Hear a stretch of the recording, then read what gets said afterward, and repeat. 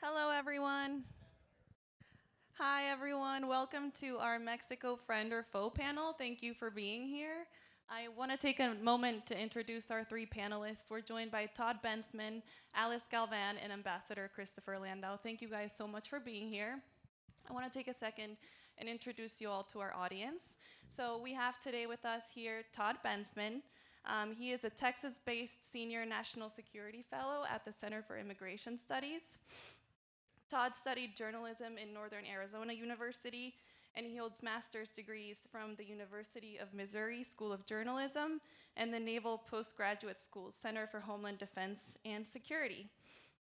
Prior to joining CIS, Todd led counterterrorism intelligence at the Texas Department of Public Safety, and before that, he was an award-winning journalist for over 20 years, and he served and worked on national security issues in over 25 countries.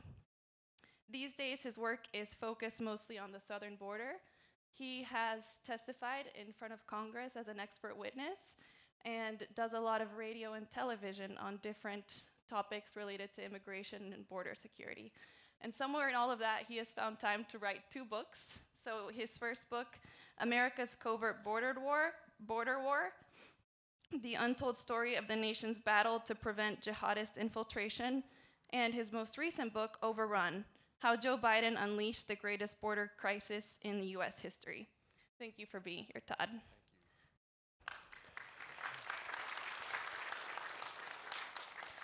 We're also joined by Alice Galván. She is the founder and president of Fundación Patria Unida por un México Valiente.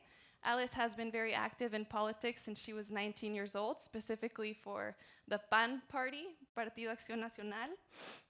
And she has served as a legal and legislative advisor to representatives and senators. And she herself was a political candidate and has helped coordinate and participate in a lot of different local and federal campaigns, specifically the more recent one that was of presidential candidate Ricardo Anaya. Alice holds a law degree and a master's degree in government and public policy from Universidad Panamericana, where she is also now a professor. And she has also specialized in government of international institutions and organizations and US-Mexico relations at Centro Universitario Villanueva in Madrid and the University of San Diego. Alice, thanks for coming all the way from Mexico City to be here. Thank you for the invitation. And last but not least, we're joined by Ambassador Christopher Landau, who served as US Ambassador to Mexico from 2019 to 2021. He was born to a US diplomat, and so he grew up in Spain, Paraguay, Chile, Venezuela, where he learned his perfect Spanish. He later attended Harvard College, where he got a certification in Latin American Studies, and Harvard Law School. So everyone on the panel is an underachiever. How I became a conservative after 7 years at Harvard is another. Yeah. And after Harvard, he clerked for US Supreme Court Justices Antonin Scalia and Clarence Thomas. He Great American hero. Ambassador Landau was a very successful lawyer in Washington, D.C. for over 30 years, where he argued and briefed cases in the US Supreme Court and all federal courts of appeals. And he has also taught as an adjunct professor at Georgetown University Law Center. A few years back, President Donald Trump put him on the short list of names for potential candidates for the US Supreme Court. A lot of good that did me, huh? And to that he responded, "Thank you very much, but I'd rather be ambassador to Mexico." So thank you, Ambassador Alicia and Todd, for being here. I know we have a lot of ground to cover, so I'm going to go ahead and jump right in. And I want to start by talking about the very special relationship that the US has with Mexico. Last year, we've had diplomatic relationships with Mexico for over 200 years, and we share a culture, a heritage, an amazing trade alliance, and obviously a huge stretch of the border. And that has brought a lot of positive things to our country. It's affected millions of Americans and millions of Mexicans, And I just want to start by asking you, Ambassador Landau, you are the steward of one of the most important diplomatic relationships likely in the world. And so, of all the things that you could have done, what made you want to represent the US in Mexico?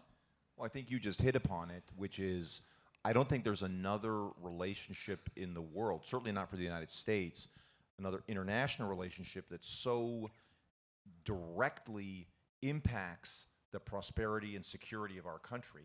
If we don't get the relationship with Mexico right, it's very different than not getting our relationship with Malawi or Bangladesh right. I mean, the relationship with Mexico affects what happens when we walk out of this building, when we're in this building. I mean, it affects our country and who we are in so many ways. You know, a lot of people call it an intermestic relationship because it really does involve so many domestic aspects. And the embassy in Mexico City is probably unique. It has more government agencies than any other U.S. diplomatic mission in the world. Just, you know, we had APHIS, the Agricultural Inspection Service. There's a water commission. There are all kinds of agencies, federal agencies.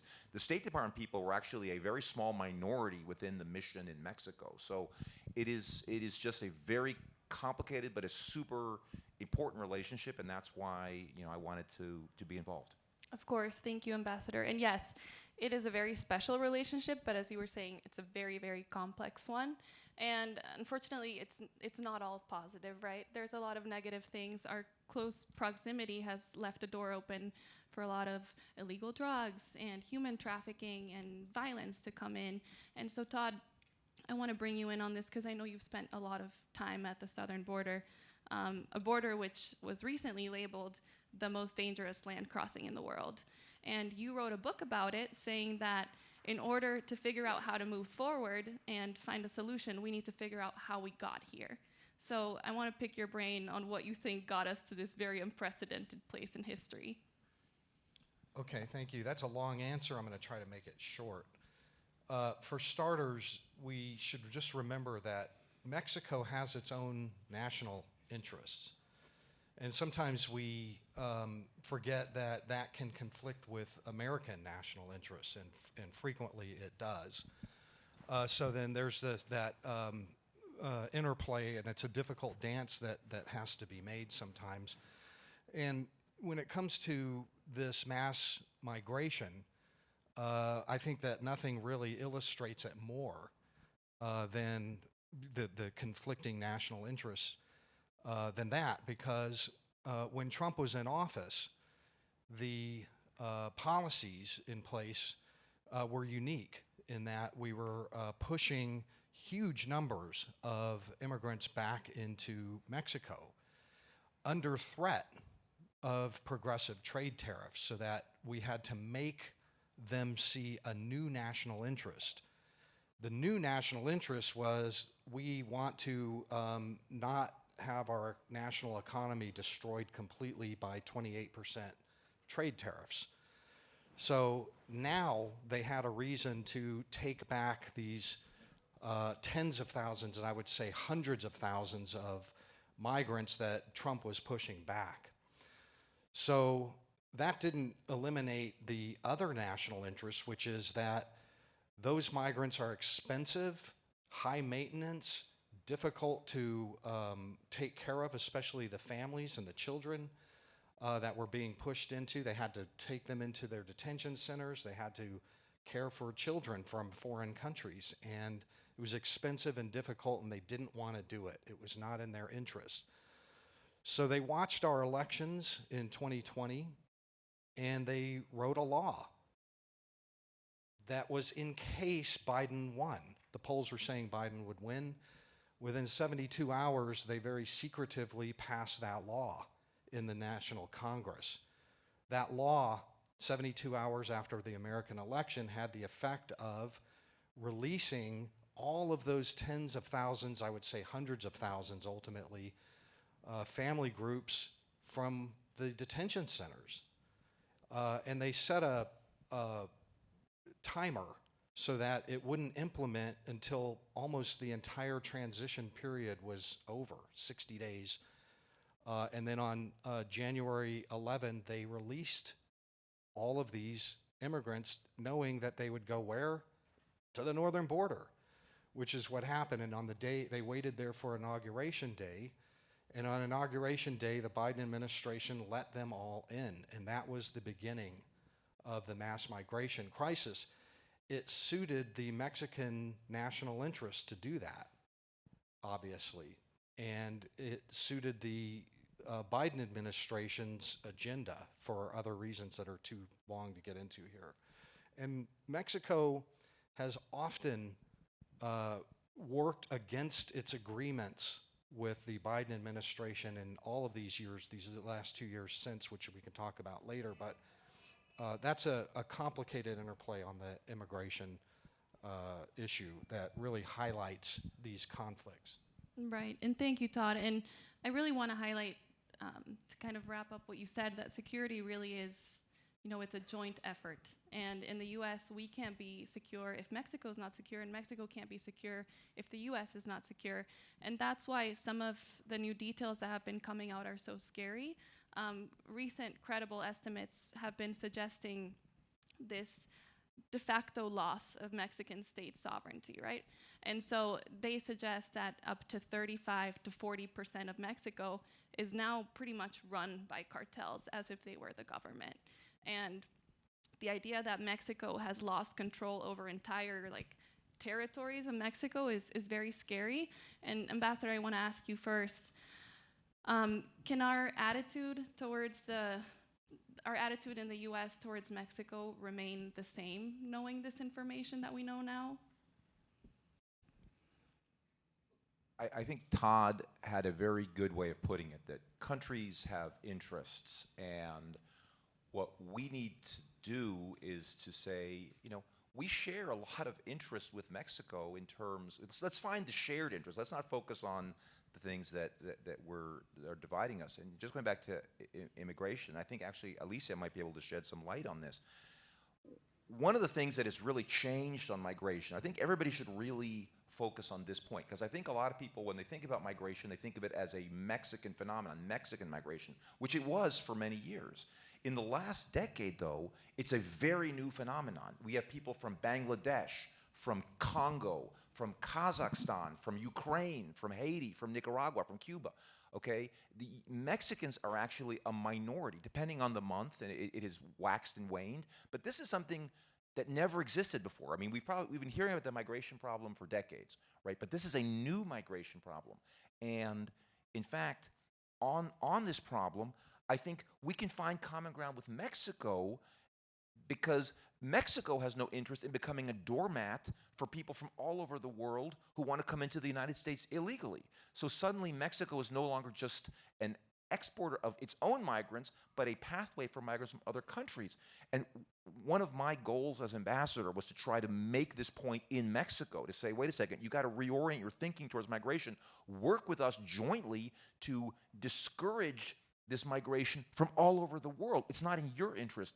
And I guess I wanted to ask Alicia, what is it in Mexico that is, what do you think the current Mexican attitude, just like people in the street, when they see migrants from Haiti or Cuba, or why aren't they more like, government, we demand that you guys crack down on our borders so that we're not a doormat? What is going on in Mexico? Well, thank you. First of all, sorry for my English. I promise I'm going to do my best. We have a big problem in Mexico with migration, as you said. And the problem is that we are not only export people, now is the last. Now we receive a lot of people from Bangladesh, from Central American and South American. And the problem here is that people is like in another planet. They are not interested in the real problems, no, because a lot of people, unfortunately, in Mexico are poor. So they are trying to live day by day. And that's one of the big problems. The other big problem is... But why doesn't they make them mad to say, wait a second, I can barely get by on my salary. Why are we providing services to people from Bangladesh in Mexico? Like, that doesn't make any sense. Why doesn't the fact that they're poor make them all the more angry that the doors are open to their country? Well, maybe because in Mexico the problem is that people assume that policy is only for the people who have a candidate win, no? And it's only for the government. So I don't have to assume that responsibility. That's the first problem in Mexico. We have to make people understand that it's necessary that a policy is for everyone, that we do it in our home, in our work, in the schools, in academy, in the think tanks, but that's the first principle. We thought it's a problem of the government, we don't have to do nothing. Now, it is true that today are more people angry with the government because of this, because we send a lot of millions to El Salvador, to Nicaragua, and then you go to Mexico and say, well, I don't have anything here. Why we are trying to help another countries and not first our people, no? So I think that here the big problem is that the opposition also didn't do anything about migration because we think that it's a terrible problem, not policy problem, and that we just let it pass. No, so it's a really, really big problem. We are not only an expert country migration, we are now the destiny of a lot of people. And that will be a big problem now, but in 5 years, we can control that if we didn't do something now. Well, and Alicia, since I have you, I want to ask you, there's people coming from all over. Ambassador, it's exactly what you said. I've seen videos of the border. Todd, I'm sure you've seen it too. It's like a mini UN down there. You have people from all countries. It's no longer just Mexico, no longer just Latin America. And that's also helping feed some of the organized crime and some of the scary stuff in these ungoverned spaces in Mexico.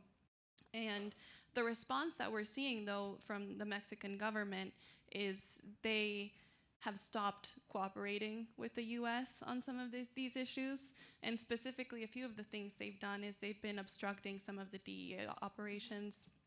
There was an article about how they're no longer letting the American DEA station a plane in their country. They dissolved an anti-narcotics unit that was responsible for tackling organized crime. They've stripped foreign agents of their immunity. Not just these things, but the current president has made even gestures of sympathy towards drug lords or refused to condemn them in public. And what I think to us is a little bit baffling, and maybe you can shed some color on it, is why would the Mexican government be doing this? You would think they would want to fight the organized crime and the cartels that are encroaching on their sovereignty and their territory. Well, to explain that, I want to begin with a little story about Mexico. No? Mexico and the United States share 200 years of independence, but there are a lot of big differences in your country and in my country. The first one, for example, the United States has had one constitution and 28 amendments, right? In Mexico, we have had 5 constitutions, and in the last constitutions, we have more than 500 amendments. Imagine just that, no? We are a federal government with a president and a parliament perfectly distinct. In Mexico, we began as our empire, then federalist presidentialism, then centralism, federalist presidentialism, another empire. So that's for the 100 years. The 17 years, we have a false democracy because there's only one party who rule everything, no? And at the 1994, we finally start to know what does democracy means, because we create the institutional electoral, no, that today is called INE, no. So our democracy is very young, no, and we live 18 years with a great democracy, and now we have a president that is an openly socialist person. That's the problem. That she is friend and she is allied with all the dictators in Latin America. And all dictators and all the socialist person in Latin America, and I include Mexico there, are allied of organized crime. That's why the president is not doing anything, because he needs her money to control people, to buy people in the elections. That's the big problem. We have a president that represents the worst of the left, who is continuous attacking our institution, try to destroy our institution, and who doesn't like the division of power because he wants to control everything. So why we are not doing insecurity? Because he needs them. Melissa, could I just go back to your question, though, because I think there's an important asterisk, at least, to be added to your question. You were kind of saying, well, you know, the Mexican government has inhibited the DEA and all that. I have to say again, as the ambassador, this was kind of the brief I was given, that we got to, you know, work on these efforts with the DEA.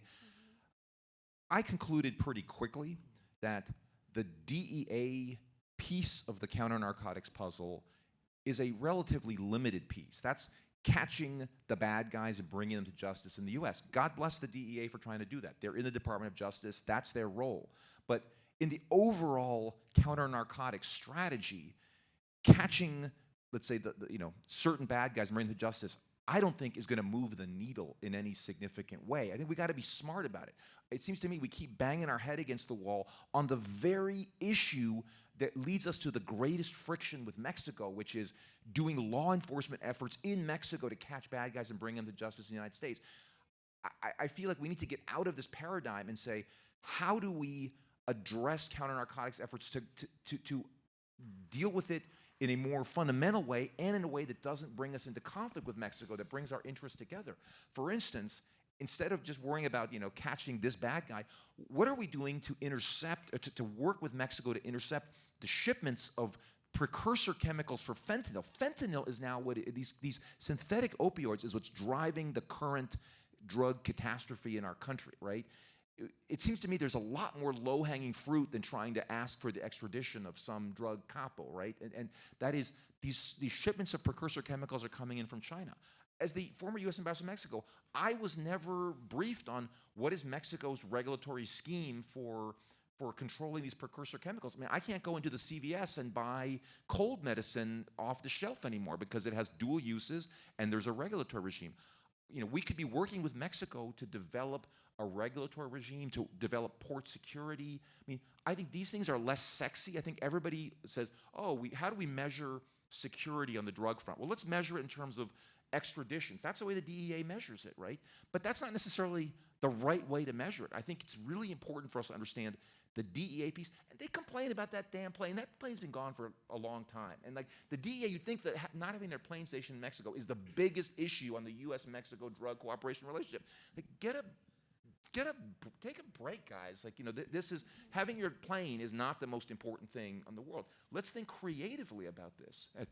But again, I think as the U.S. government, you have to really think of it from a bureaucratic perspective. The DEA is in the Department of Justice, and so they wind up driving a lot of our counter-narcotics agenda, and I fear they're just like driving it into the ground because they keep wanting to talk about these same issues and these same approaches that are not successful, either in terms of their results or in their cooperation with Mexico.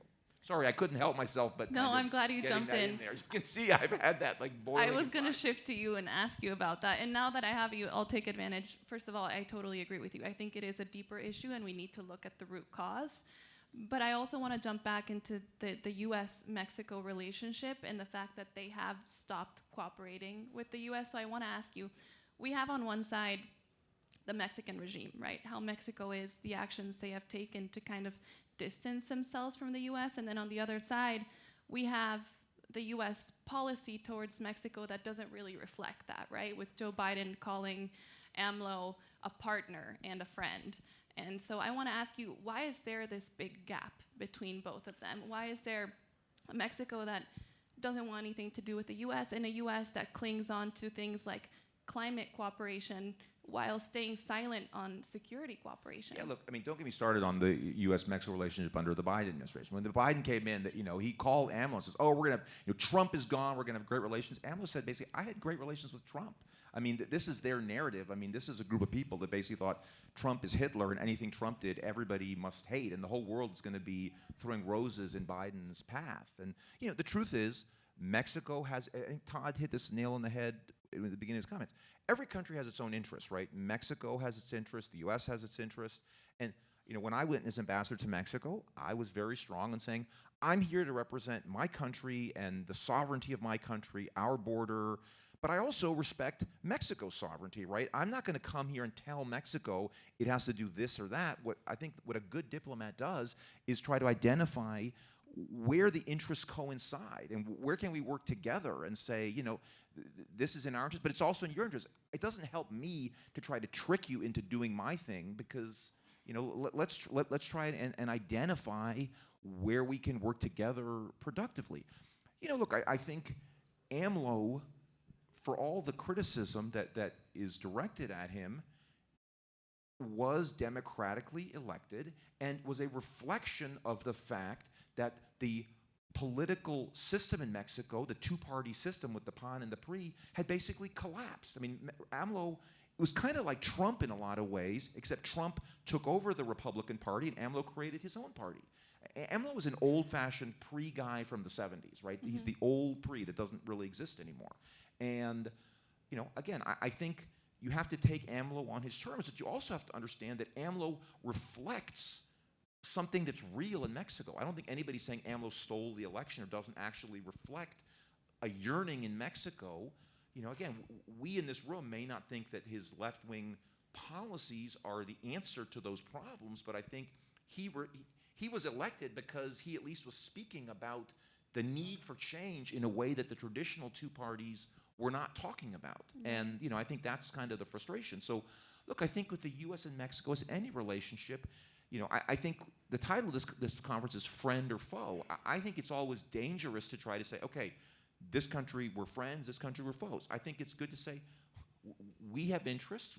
Any country is potentially a friend or foe on some issues or not other issues. And let's try to, we want to be friends with everybody. Let's try to focus on it and let's try to do things that bring out the friendship. I do think that there's some cognitive dissonance with AMLO basically flipping the bird at the United States on a bunch of significant issues in a way that he never did during the Trump administration. And this administration has decided basically, well, we're just going to, say he's great and he's really a friend and partner. Well, I don't think that's necessarily the way to incentivize people to actually work with you if you show weakness. But, that's my view, and I was in the last administration, so. No, absolutely. And I want to highlight from that it is a two-way street. We have a joint responsibility. The responsibility doesn't just fall on Mexico. We need to work together. And I want to use that to shift gears a little bit. And Todd, I want to get your perspective on something that we don't hear about very often, and that's the illicit traffic from the U.S. into Mexico. Because it is going both ways. And I'm talking about money and firearms. And you've been in cartel territory. You've seen it. You know that the money that these cartels are getting from the U.S. Is helping them thrive, right? And more recently, Secretary of Foreign Affairs Marcelo Ebrard said that 60 to 70% of the firearms that they seize in Mexico can be traced back to the U.S. Is this something that you're seeing? What can be done about this? What do you think? Sure. So, money and guns. That's the main thing. That's the South flow. Money and guns are what are giving the Mexican cartels their power and their immunity from Central Mexican opposition to them, to their power. Yes, a lot of the weaponry in the past came from American gun stores. I did a 5-part series one time on gun smuggling south, but I think that has changed in more recent years, where the cartels are able to acquire military weaponry and firepower, and I mean belt-fed, fully automatic 50 cal and 30 caliber machine guns, Claymore mines, the rocket-fired, shoulder-fired missiles where they can and have shot down Mexican troop carriers, helicopters. That sort of material, and they've got a lot of Israeli-made Galil machine guns. Their military arsenal is coming from all over the world now. The AR semi-automatic that you can buy at the Laredo gun store is like not that sexy anymore compared to what they can get their hands on. The U.S. has mounted cash interdiction, southbound cash interdiction efforts, but man, that's dropping the bucket. That's what we call in Homeland Security a wicked problem. We can't really stop the money going south any more than weapons and ammunition. It's difficult. It's just difficult. But that's just not an acceptable answer. I mean, No, I know. I'm not criticizing you. I'm just saying, I would get these directives from Washington. Just like you're saying, like the DEA needs to have this, and these are our demands. Well, obviously, when you go to anybody in a diplomatic negotiation, you say, "Well, please do this." They say, "Well, what are you doing for us?" Right? And they would always come back to money and weapons, right? And I would basically be sitting there looking like a fool. Like, I've just asked them to do all these things, and I can't answer that question.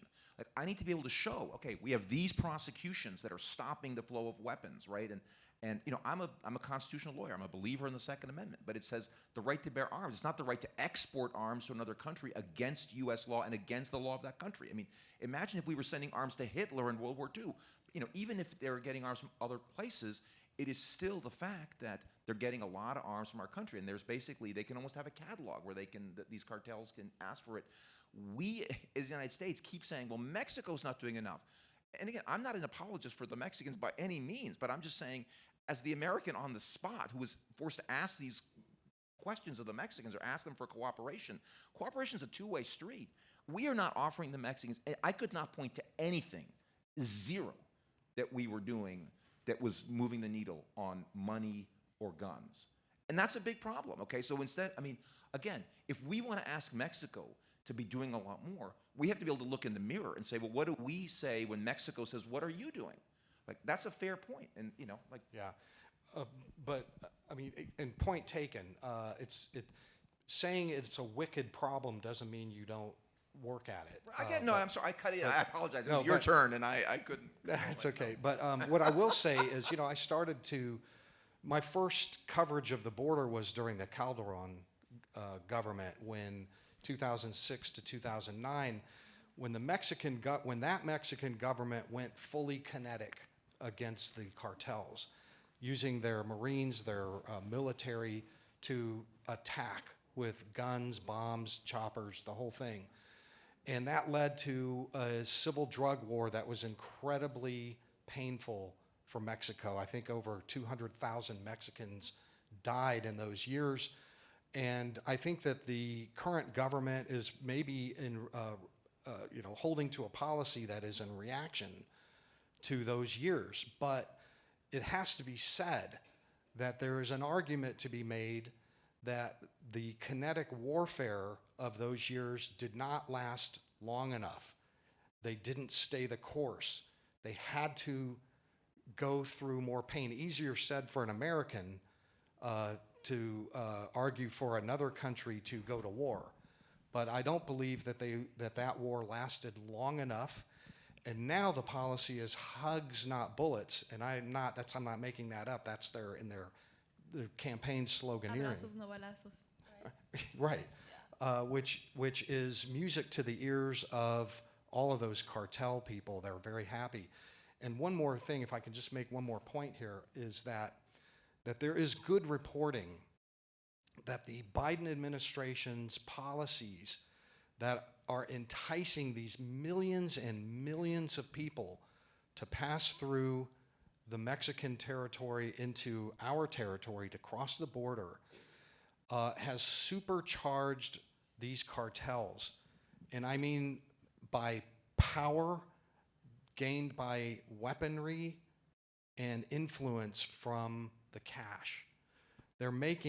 there's reporting that suggests that they are coming close to making more revenue from the migrant stream than they ever did with drug trafficking in some cases. It was always a side hustle for them, the human smuggling part. It's a mainline thing, and what do you think they do with that billions? I mean, one ICE intelligence official told Congress that in 2021 they increased their revenue from about 500 million a year in the years before to as much as 13 billion in just 2021. What do you think they do with that 13 billion? They buy arms. When they buy arms and influence through bribery, when they do that, it becomes more difficult for the central Mexican government to one day oppose them, to shut them down. When the Americans, this matters to the American national interest because the way the Americans hold them in check, those paramilitaries, from making overt incursions or demanding the release of prisoners and that sort of thing, we asked the Mexican military to crack down, to make business, to hit them in the pocketbook. Well, how are we going to ask the Mexicans to hit them in the pocketbook when we need something, when they're so powerful militarily now? So our policies are hurting our national interests in the United States by fabulously enriching those paramilitary cartels. It's terrible for America. We're going to be paying for this for years and years, this military buildup. Thank you, Todd. And yeah, it is very scary.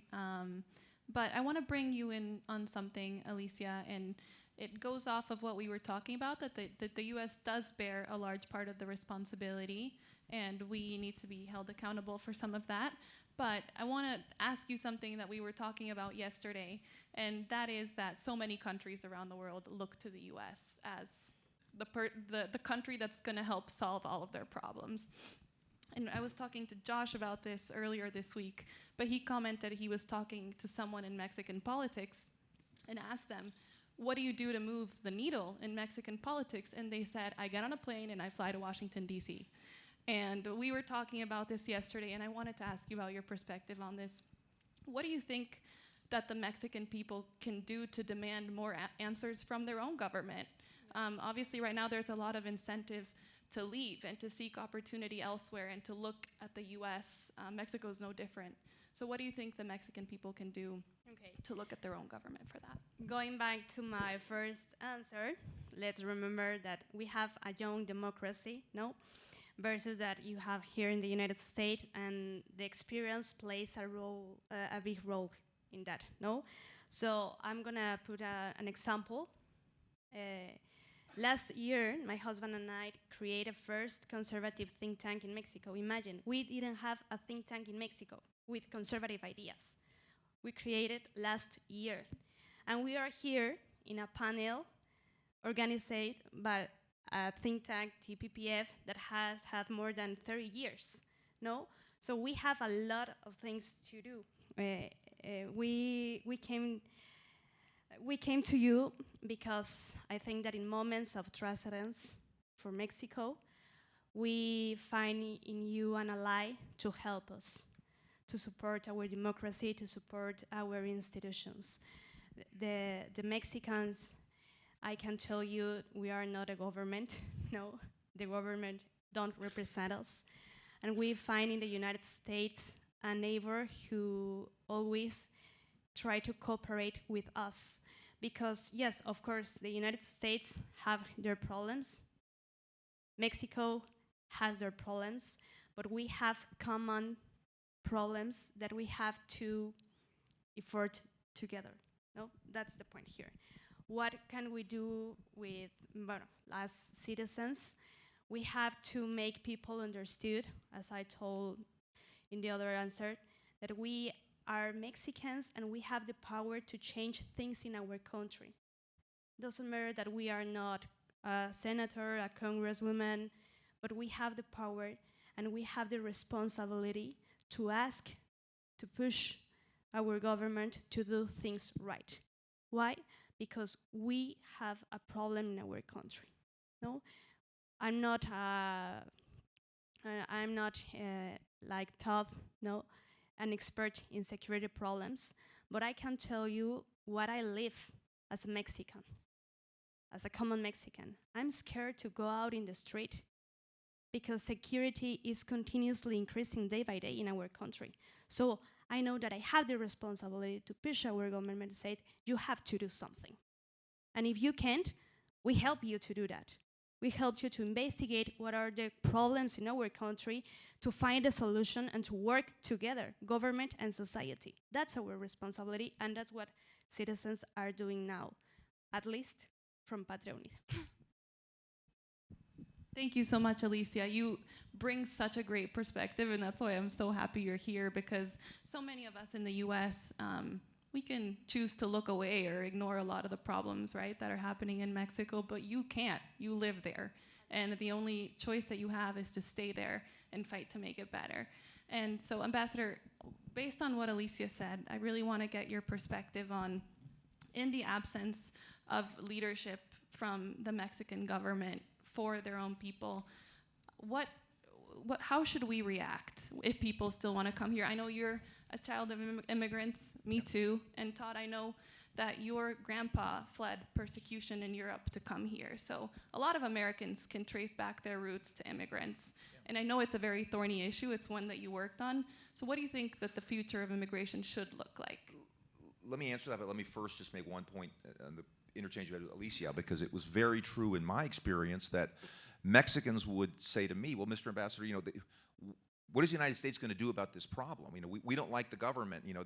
I think there's a problem in Mexico of thinking things can't get that bad here because the U.S. will take care of them. Yes. And I think that's a very dangerous challenge, or a very dangerous point for a democracy, to think somebody else, some magic fairy is going to come and solve our problems. I think, people have to be grown-ups, right? And they have to take responsibility for their own problems. I applaud Alicia for creating an organization, a think tank that talks about these problems, and hopefully they can encourage civic participation and ownership in the political process in Mexico. Because I always said, listen, don't count on the United States to be there in the final analysis. If our experiences in Afghanistan and Somalia and whatever, we are not good. And it's not really our job to go building other countries, right? We have interests, we want to protect them. And obviously Mexico being a border country, we're going to have to be paying very close attention to what goes on there.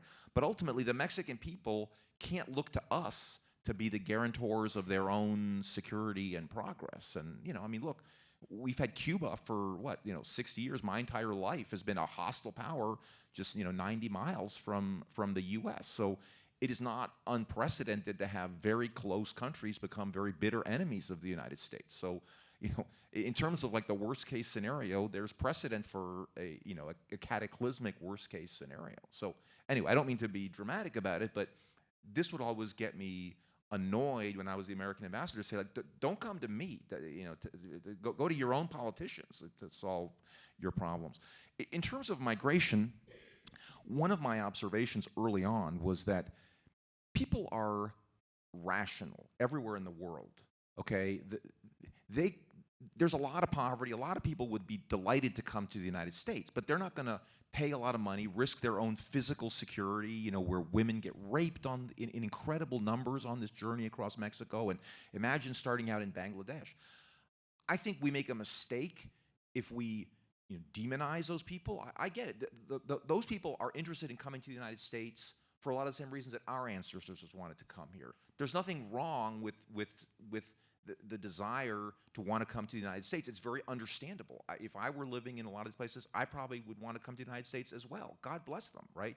But we have a process for doing that. So I think we need to be very careful in this whole thing, not to demonize them, but just to recognize that they want to come here. That's great. But they should, if they want to come, they have to come legally. They have to get in line like other people. And we have to, as a country, decide what are our needs for these people? What skills are they bringing? What are the pros and cons? That's a debate in a democracy you should be able to have, right? I think what is interesting, though, again, they don't just come they're driven not by so much a specific thing that's happening. Like if you see the numbers coming and going, it has a lot more to do with Mexican and U.S. policy changes than it does with anything exogenous that is happening in Honduras or in anywhere else. I think, you know, when AMLO came in, he said, our Central American brothers and sisters, you're going to be welcome in Mexico. That's when the caravans started back in early 2019, because they make a rational calculation based on how easy it is to get into Mexico, across Mexico, and into the United States, and then to get a job in the United States,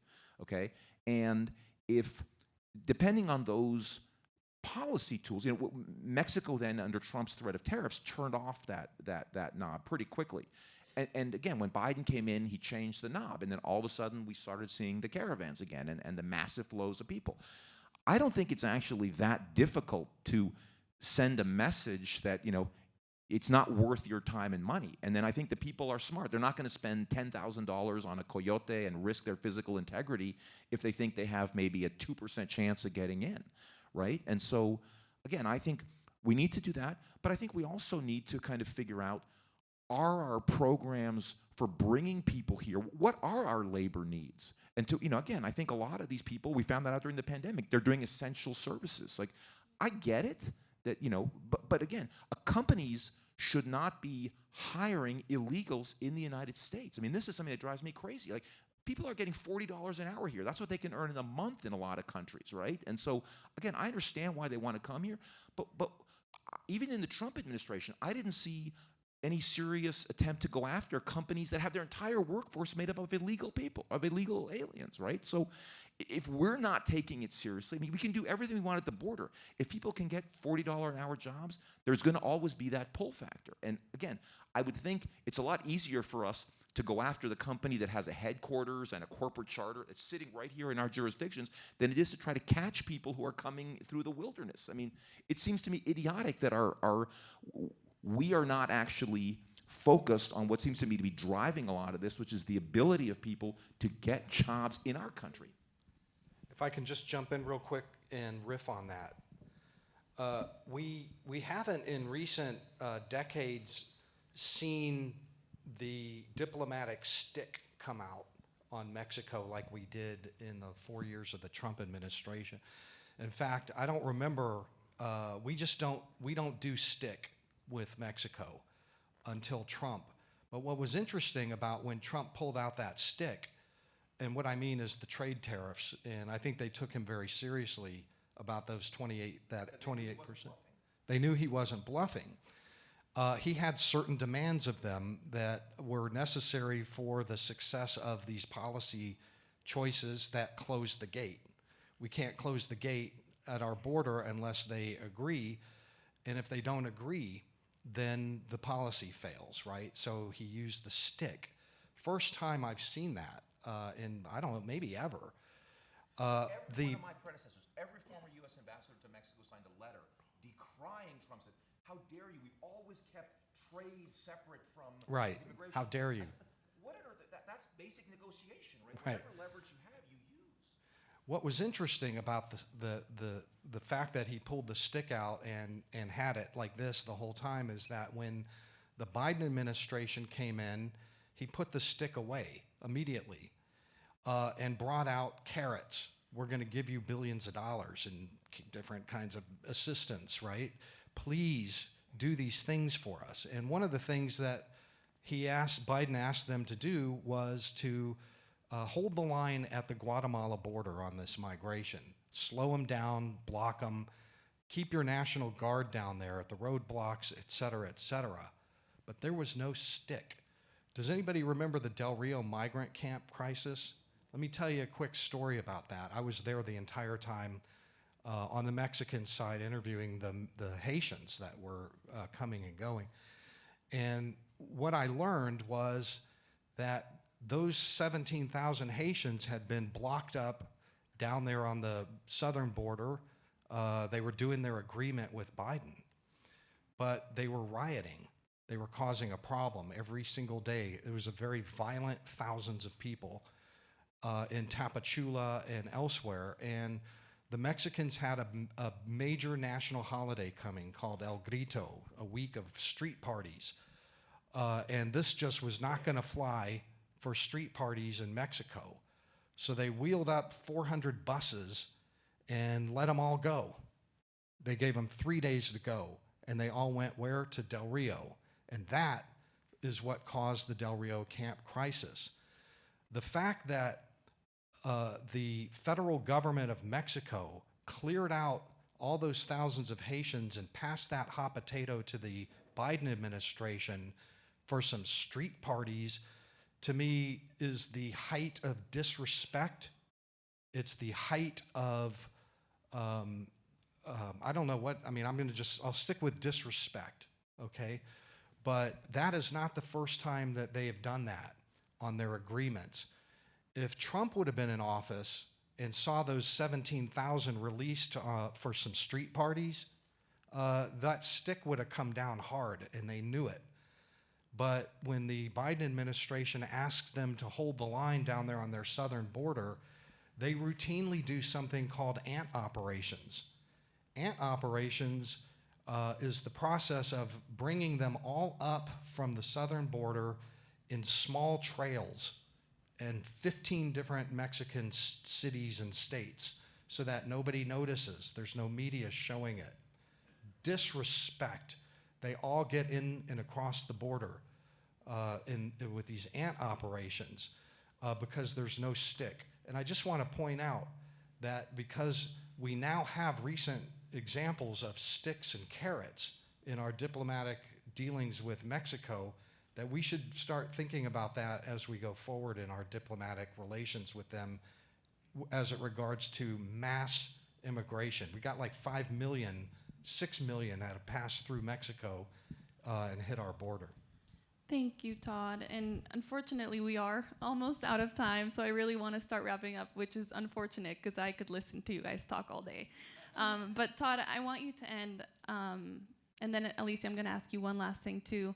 But you end your book saying that absolutely we are in the midst of the worst border crisis in U.S. history, but you end your book saying that there is hope. What does that hope look like?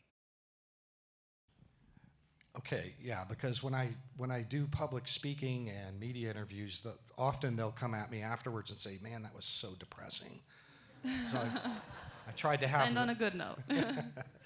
But when I say that there's hope, what I mean by that is that the Democratic Party coalition of now in the United States, which was taken over by a very, very far left fringe ideology that was able to then enter the White House and seize our immigration portfolio in the State Department and the rest, DHS, that the Democratic mainstream traditional party has never, ever countenanced policies like this. This was something that happened very recently in the last few years, and people like, icons like, Barack Obama and Bill Clinton never, ever would have ended deportation, never would have ended detention, never would have proposed mass amnesties like that are being proposed now, never would have just decoupled federal government entirely from immigration enforcement. That is what has brought, that is what is enticing these millions and millions of people to cross our border right now. And I believe that at some point the Democratic Party will see the light. That's my hope, that they will see the light, that this is not good for their coalition, Right. for their labor unions, for their black communities that vote Democratic, et cetera, that it's going to hurt them, and that there are the laws that we have on the books right now. People talk about immigration, comprehensive immigration reform. Unnecessary. We're good. We've got great laws. Everything's in place. They just have to be kind of enforced. Not even exactly to the letter, but Right. mostly enforced. And there are a few tweaks that have to happen to the asylum law. Yeah. And a few other things that the Trump administration tried to do but ran out of time. Thank you, Todd. And I want to end on one last question for Alicia and you, Ambassador. Our panel is titled Mexico, Friend or Foe. I think we have established the foes, but who are our friends in Mexico? Well, as you said, we already said who is the foe, no? And I want to do again that thing. Most of the Mexican people are your friend. We are your ally. The enemy here, for everyone here, from the United States people and the Mexican people, are the actual government, the socialist persons, the person who want to destroy our democracy, our institutions, who is not working in our people. Because the migration problem is that Mexico is not giving them the basic rights, the basic things to live. So they look to another country to found a great life. That's the problem. And that's what we are doing in Patria Unida. For training citizens and leaders with values, with ideals, with clear proposal, with policy that really can help our people to have a dignity life, to assume the response that we have as Mexicans. We want that in the future, our children could look at us and said, Dad and Mom did what they have to do to train me to be a good Mexican. We have a lot of things to do. Yes, we have big problems in our country, and I'm going to lie to you here. And of course, it is scary. Migration, security, poverty, violence, organized crime, human trafficking, child pornography, but we also have great people that really loves our country and that really are working to do great things. Your allies are the Mexicans, not the actual government, but the Mexicans are your allies, and we find you a good friend. That's so good. Thank you, Alicia. And Ambassador, any closing thoughts before Q&A? Yeah, that's a hard act to follow, that closing statement there. I even got a round of applause. I mean, Mexico and the United States have a complicated history, to say the least. I mean, we're here on Texas Independence Day. I mean, this actually illustrates part of that history. There's some people in Mexico who still have the reaction whenever they look at a map of the United States, they say, well, a third of that or half of that was ours. And, I understand that. I think, there's a lot of things that happen in the past, good and bad. And I think it's fair to look at those things and to talk about them. I have to say, when I became ambassador, I went back and I read all the biographies and autobiographies of my predecessors, previous ambassadors and ministers to Mexico. And I actually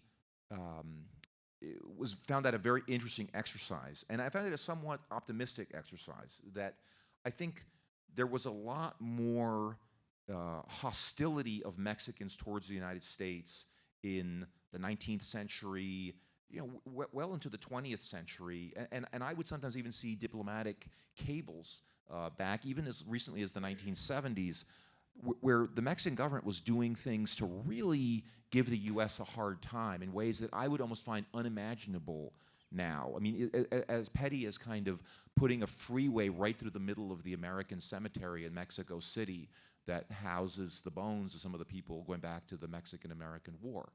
And there was a really nasty interchange at that point.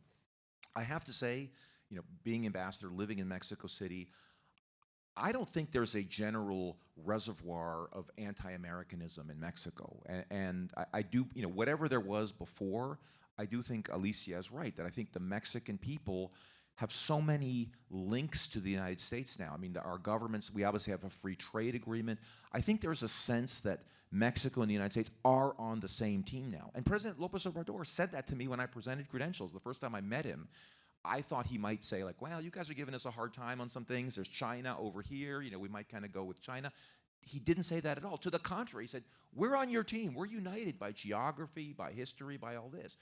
And I do think that, even though as a candidate he said some kind of anti-American things, as president, he has not kind of played the anti-Yankee card. I think the anti-Yankee card is actually, and I'd be interested, we can talk later offline, I think that has kind of fizzled out somewhat in Mexico, as terms of like rallying people to say, Yankee, go home. I don't think that there's a huge reservoir of that. So I'm optimistic. I think the cultural, the familial ties, I mean, I try to highlight this on my social media.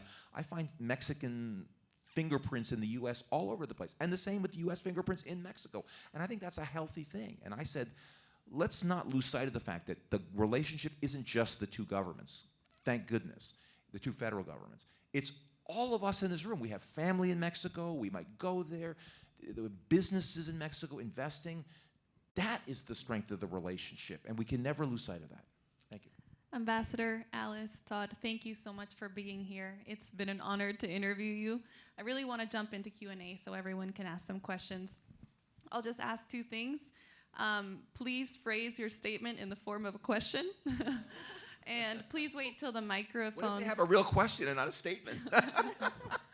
And please make sure that the microphones get to you. We do have virtual attendees. Yes? Go ahead. You holding it? Okay. My question is for the ambassador. Let's say you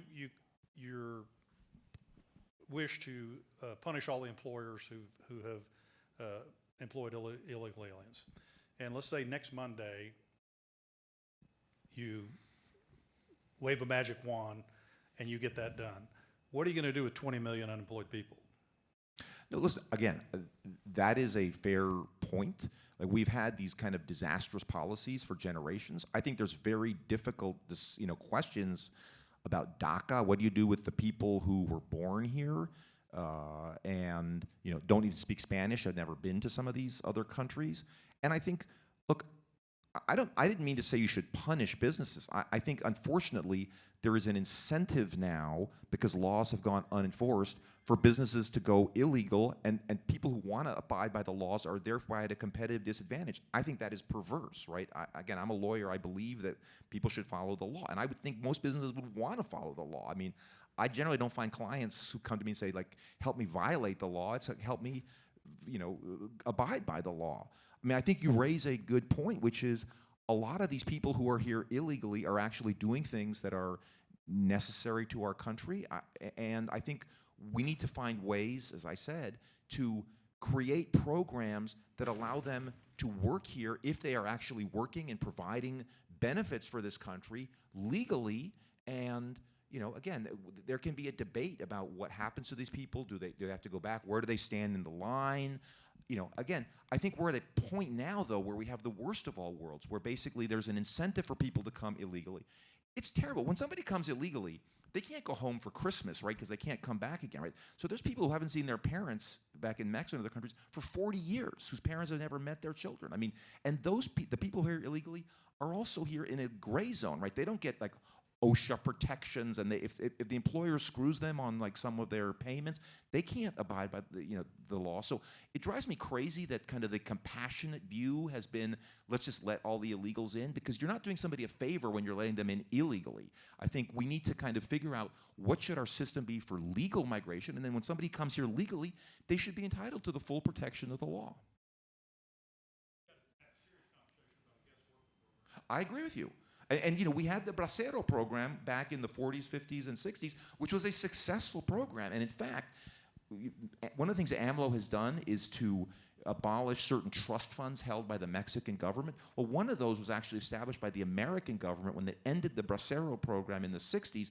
It gave Mexico a lump sum representing Social Security benefits that had been earned by the Mexican workers under those programs, because they were earning all of these kind of things because they were there legally. I couldn't agree with you more. One of my frustrations as ambassador was that my tenure was cut short by the last election, and this was my highest priority, was to try to work with the American government to improve these H-1 visa programs, to figure out what is our need for that? And especially, like, you crack down on the illegal, but you can fine-tune then the legal. But the legal programs, unfortunately, from my understanding from talking to folks in the business committee, are very cumbersome. You need to say, like, 2 years in advance, I'm gonna need X number of workers on these dates and all that. Not all businesses can do that. It involves the Labor Department, DHS, state. I think what we need to do is streamline those programs and then try to bring the workers in legally to the extent we need them. Thank you. Thank you, Ambassador. Do we have any other questions? Go ahead. My question is for Todd.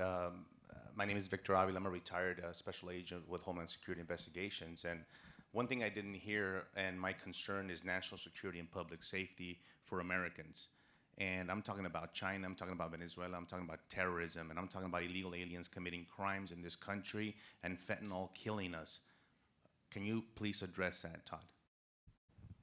Sure. More in generally, I mean, one of the probably the central issue about mass illegal immigration, like the type we're suffering now.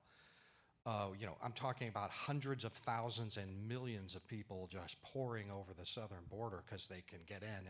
We're letting them in, or they can sneak through and then they know they won't be deported in the interior because we abolished ICE effectively. Is that these are strangers. We don't know. I can go down right now to the border with a grocery bag and fill it up in 5 minutes with identifications and passports that were thrown on the ground as their last act before they crossed in. The diversity of people who are entering through the southern border, as the ambassador mentioned, I don't know if he put the percentage on it, is 43% of everybody reaching the border is not from Mexico or Central America. They're from 150 countries around the world. I've met people from just about every country of Africa coming through there. Mauritanians, Senegalese, you name it, Nigerians, Burkina Faso, wherever. I mean, I've met them. The issue there is, for example, that we know that there are terrible atrocities and wars that are happening in the Congo or Cameroon.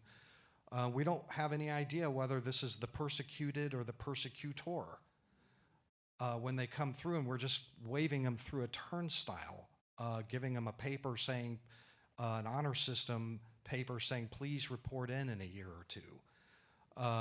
We have no idea whether the folks that are coming in from El Salvador or Honduran tourists are like full-on gang members, or we don't care, or they slip through. We are seeing people from every nation of the Middle East, places where terrorist organizations, Islamic terrorist organizations are active. I'm not sitting here saying, oh my God, the terrorists are crossing. But in 2022, we had 98 immigrants apprehended who were on the FBI's terrorism watch list come through that we caught against a backdrop of 1.5 million gotaways. So, 1.5 million minimum. That's always an undercount. The gotaways, as you know, are just like in the interior, running around, doing stuff. Who knows? And that's kind of the issue that I think that gets away from a lot of Americans about a mass migration crisis. It's not just about employment and work and that sort of thing. There are implications beyond those, labor and wages, depression, and all that kind of stuff. I come at this from a national security perspective. I know you do too if you were with ICE, so we can't help ourselves. But to think that way, the administration has put in rules that make it very difficult to catch bad guys, and almost as though they don't want to, and put rules in that have reduced by 80–90% the number of criminal aliens that we're deporting. It's unbelievable to me why any politician on any side of the aisle, why any advocate would be in favor for not deporting rapists and murderers if you can. ICE detention and removal operations officers, there's about 6,000 of them, are all chained to their desks for 24 months now. Can't do it. And I'll just leave it at that. That's an issue, and Mexico doesn't want them either. They're happy to pass that hot potato on. Thank you, Todd. We probably have time for one more question. Yes, sir. Do we have a microphone? We're out of time. Sorry. We'll have time to chat maybe at the end, but thank you so much, everyone, for coming. If you want to stick around, the next panel is on the fight for Texan colleges and universities with my colleague, Sherry Sylvester. So I hope you can stick around, and I hope you enjoyed our panel. Thank you.